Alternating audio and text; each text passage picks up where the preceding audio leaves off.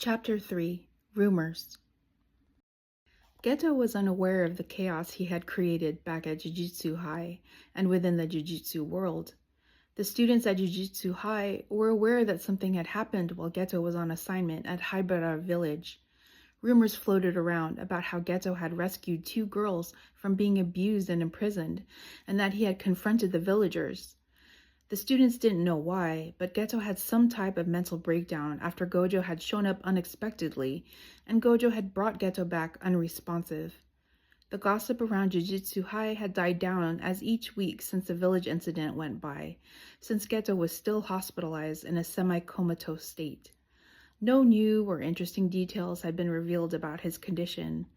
Only Geto's closest friends walked around with heavy hearts.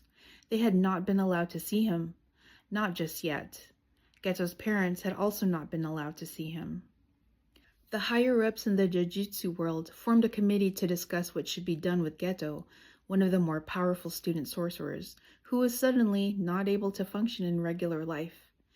They argued at length about the risks of Geto turning into a cursed spirit user or being taken advantage of to use his powers, or of him never being able to use his powers again if he remained in this semi-comatose state. Mental health specialists had warned that there was no timeline or cure for these types of mental trauma. Gojo had confronted the higher-ups early on and made some type of arrangement that he would be the one to oversee that the world would be safe from Geto, and that Geto would be safe from the world. The higher-ups usually gave in to Gojo's requests, even though this one had raised some of their eyebrows. Gojo and Geto were peers and classmates. They had barely entered adulthood, but they were partners and the strongest sorcerers at the school.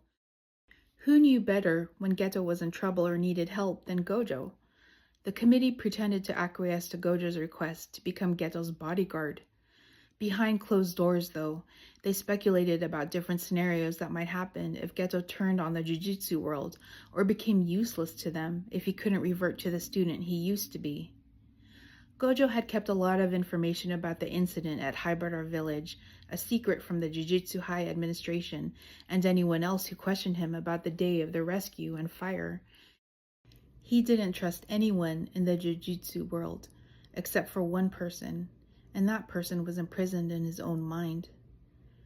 Gojo's free time was spent at the hospital where Geto was admitted. He couldn't bring himself to ask to see Geto.